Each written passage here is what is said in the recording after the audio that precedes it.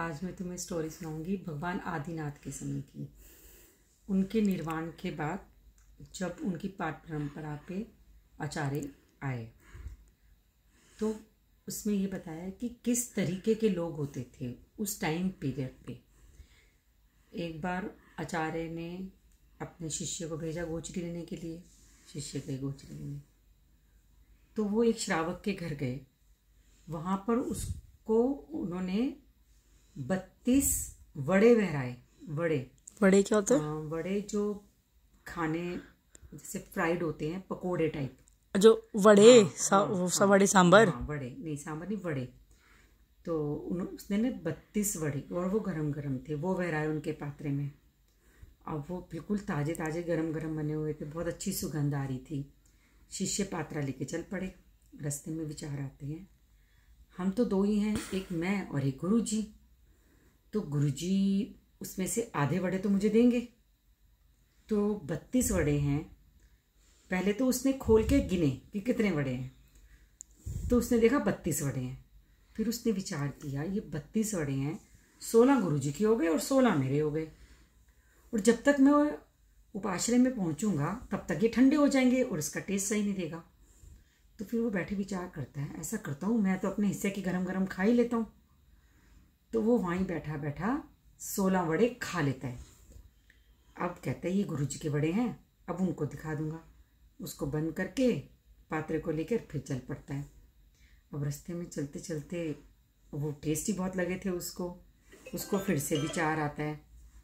कहता है मैं गुरुजी को दूंगा, तो गुरुजी अकेले, गुरुजी की तो उम्र हो गई है, इतने सारे बड़े गुरुजी अकेले खाएंगे तो बीमार हो जाएंगे। तो मैं ऐसे करता हूँ, आधे मैं खा लेता हूँ और गुरुजी के लिए तो 8 बहुत है। तो वो रास्ते में रुकता है और 8 बड़े फिर खा लेता है।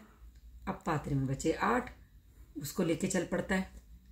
अब रास्ते में चलता है तो वो कहता है, विचार आता है फिर, क्योंकि उसको बहुत अच्छे लग रहे होते हैं, भूख भी लग रही होती है, कि ये 8 बड़े हैं, अब मैं गुरुजी को दिखाऊंगा तो गुरुजी तो बोलेंगे ना कि तू भी खा, तो मैं अपने हिस्से की अभी खा लेता हूँ। तो अब कितने बचे थे उसके पात्रे में? 8 में से 4 फिर खा लेता है। ठीक है, तो फिर ऐसे फिर चलता है।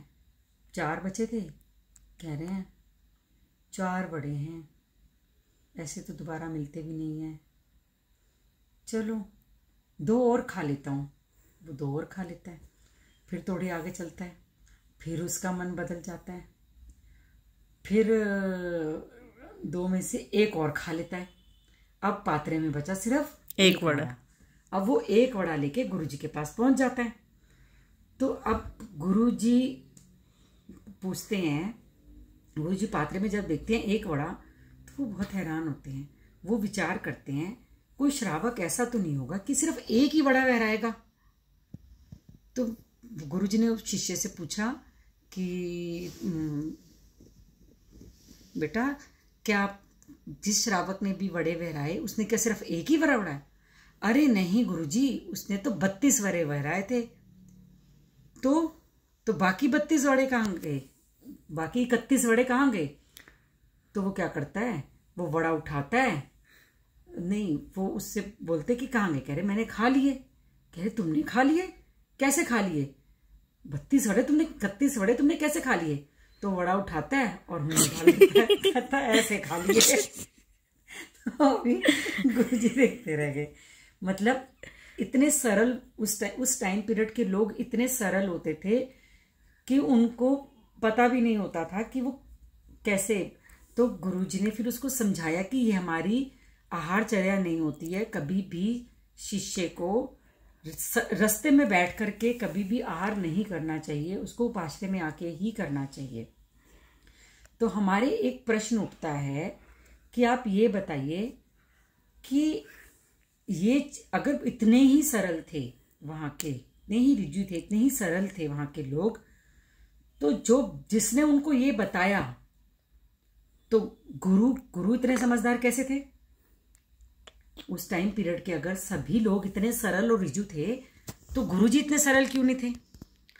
तो ऐसा बोला जाता है कि हम किसी भी चीज़ को कैलकुलेट करते हैं ना, किसी भी एरिया की चीज़ को कैलकुलेट करते हैं ना, तो उसकी क्वांटिटी के ऊपर कैलकुलेट करते हैं कि वहाँ पर सरलता अधिकता में थी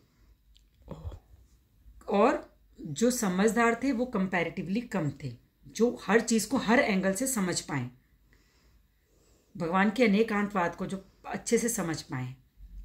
तो अगर हम बात करें आर्य देश और अनार्य देश क्या होते हैं, तो जहाँ पर भगवान को मानने वाले लोग ज़्यादा होते हैं वो आर्य क्षेत्र कहलाते हैं, और जहाँ पे धर्म को मानने वाले लोग की बहुत कम होते हैं वो क्षेत्र अनार्य क्षेत्र कहते हैं।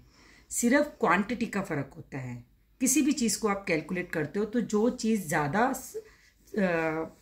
कैलकुलेट होती है उसको उस हिसाब से कैलकुलेट किया जाता है।